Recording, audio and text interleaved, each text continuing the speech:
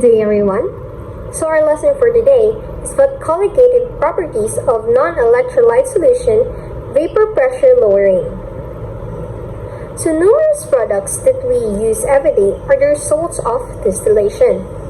From the water and alcoholic beverages that we drink to the gasoline that powers up our cars. So distillation is a physical process wherein a mixture of compounds having different vapor pressure is separated into its components using heat. So in this lesson, we will learn about what vapor pressure is, define colligative properties, calculate the vapor pressure of a non-electrolyte solution using Raoult's law. So first, let us define what is colligative property is.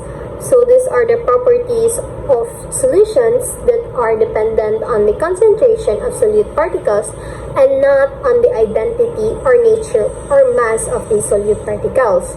This is also dependent on the collective effect of concentration of solute particles present in the ideal solution. So in other terms, colligative properties is the physical properties of solution which are affected by the numbers of solute particles in a solution. And also, it is useful in determining the molar masses of these substances. So now let's proceed. There are four types of colligative properties of solution. First is the vapor pressure lowering. Second is the boiling point elevation. Third is the freezing point depression. And fourth is the osmotic pressure. So in our lesson today, we will only talk about the vapor pressure lowering. So now next, let's define what is a vapor pressure. So it is the measure of the tendency of molecules to escape in the form of gas. When a pure liquid solvent in a closed container reaches its equilibrium with its vapor, then the pressure exerted by the vapor is called vapor pressure.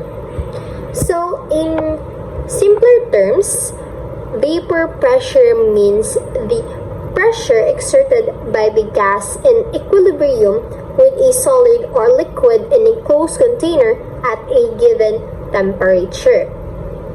Aside from this, a substance that evaporates quickly exhibits vapor pressure and is referred to a volatile substance, while the substance that has no measurable vapor pressure is called non-volatile substance.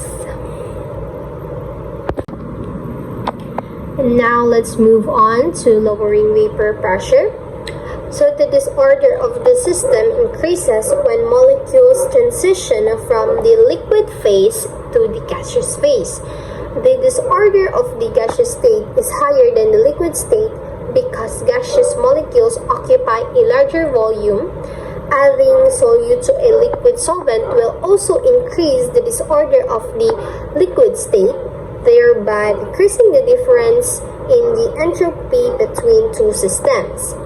A decrease in the difference of disorders lowers the vapor pressure. And now, let's proceed to Raoult's law. Raoult's law states that the vapor pressure of an ideal solution, which is presented as P sub A or P solution, is the product of the vapor pressure of the pure solvent or P degrees sub A or P solvent, and the mole fraction of solvent in the solution at a given temperature, or presented as X sub A. Now, for this law, there are certain limitations that should be considered. First, it only works in ideal solutions, solutions that follow the law of ideal gases, and to volatile components of the solution. If you don't know what volatile component mean, it is a component that evaporate at low temperature. Second, the law is still applicable for the solvent in dilute solutions or low concentration solutions. Lastly, know the nature of the solute, whether it is electrolyte or non-electrolyte. It does not apply to solutes which associate or disassociate in the particular solution, as it can affect their vapor pressure, making it hard to predict its behavior when using Raoult's law. After covering all that up, let's move on to applying Raoult's law in problems. Here is our example number 1. The vapor pressure of pure toluene and pure benzene at 25 degrees Celsius are 25.3 and 88.2 mmHg respectively. A solution is prepared in which the mole fractions of toluene and benzene are both 0.500. What are the partial pressures of the benzene and toluene above this solution? Now, in order for us to answer this problem, we must first identify the given and what is asked. The mole fraction of toluene is 0.500 and the vapor pressure of toluene is 25.3 mmHg. The benzene's mole fraction is 0.500 and its vapor pressure is 88.2 mmHg. After that, write the formula in order for us to know where will we substitute our given. And in following that is the solving, in which we'll multiply the mole fraction and vapor pressure in order for us to get the answer.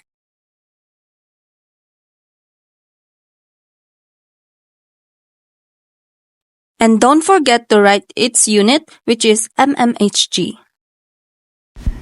Now, for triad number 1, the vapor pressure of pure toluene and pure benzene at 25 degrees Celsius are 30.4 and 92.4 mmHg respectively.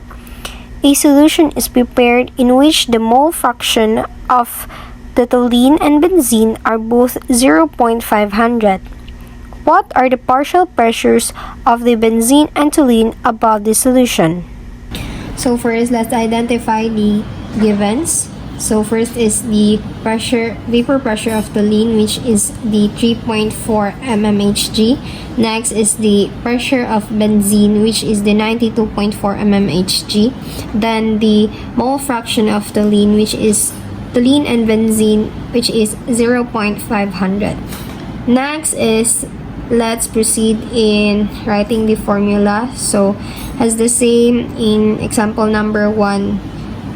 Same lang sila ang formula, and then let's now substitute the given. So x is the mole fraction of the toluene, which is 0.500. Then the 3.4 mmHg is the pressure of toluene. Next is, let's multiply this one. So 0.500 times 30.4 is equal to 15.2. Then copy the unit mmHg. So this is the vapor pressure of, partial pressure of toluene. And then next is the benzene, 0.500 times 92.4 is equal to 46.2 mmHg. And this is the partial pressure for the benzene. Example 2. What is the composition of the vapor in equilibrium with the toluene-benzene solution of let's practice example 1 if the total vapor pressure of the solution is 56.75 mmHg? Looking at the given of this problem, we're going to solve for the mole fraction using the answers from the previous example. For the vapor pressure total, we just need to add the vapor pressure of benzene and toluene.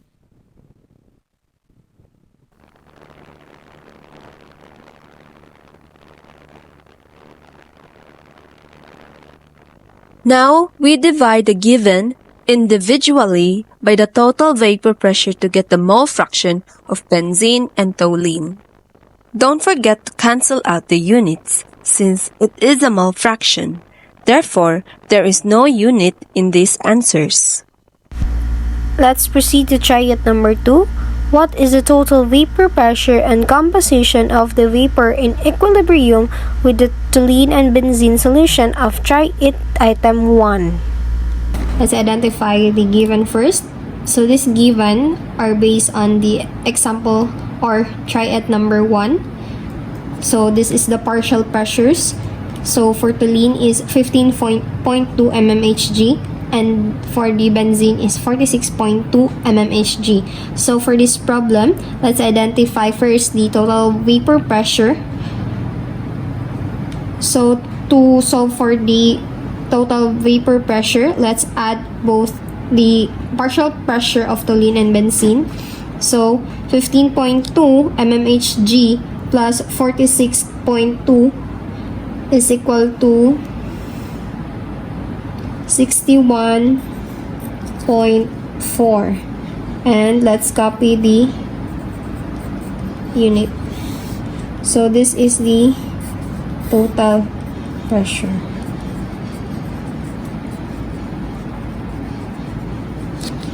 And for the second one, we will identify the composition. So for this one, we will find the mole fraction. So to solve this is we need to divide the partial pressure and the total pressure. So for toluene is 15.2 divided by, so our total pressure is 61.4 mmHg divided by 61.4 is equal to 0.23. So let's cancel the units.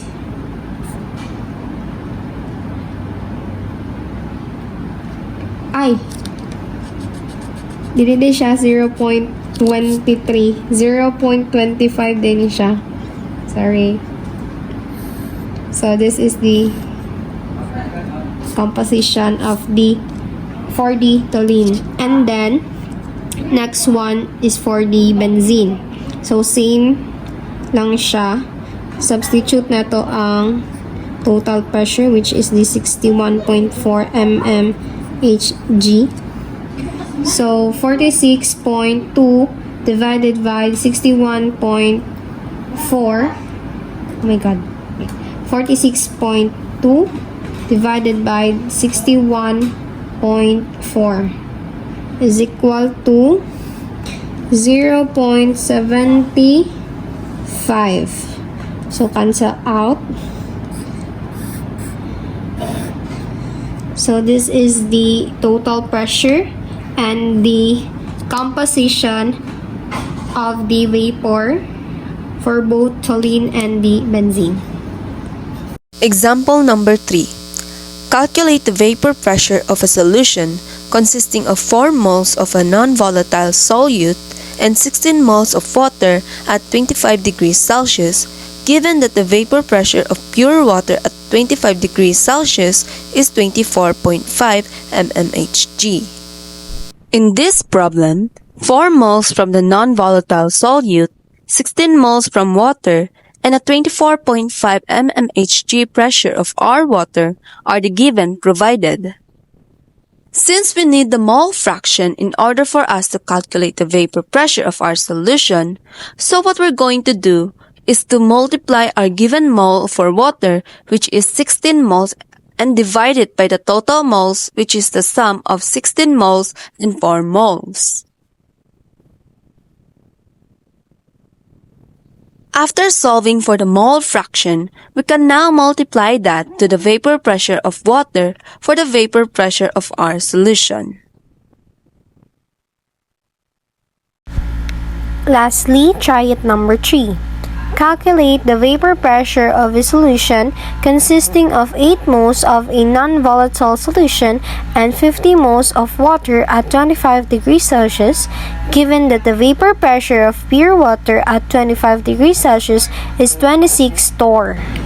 So for try it number 3, we will calculate the vapor pressure of solutions. So First, let's identify the given.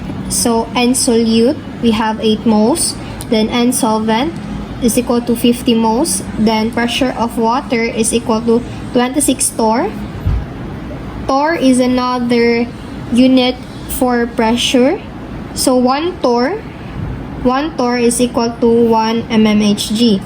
So, 26 torr, nahimo siyang 26 mmHg. So, now let's proceed for the solution. So, this is our working equation. X water is equal to moles of solvent over total moles. And then we will substitute 50 mole over 50 mole plus 8 mole kay total moles man ang ato ang denominator. So, 50 mole plus 8 mole is equal to 58 mole. So, now let's divide. 50 divided by 58 is equal to 0.86, then cancel. So this is for the mole of water, mole fraction of water. And then now let's proceed to calculating the vapor pressure of the solution. Let's substitute the mole fraction of water, which is 0.86. Then let's multiply to the pressure of water, which is 26 mmHg. So 0.86 times 26 is equal to 22.36 mmHg. So this is the total vapor pressure of the solution for this problem. That's it. I hope you learned something about this lesson.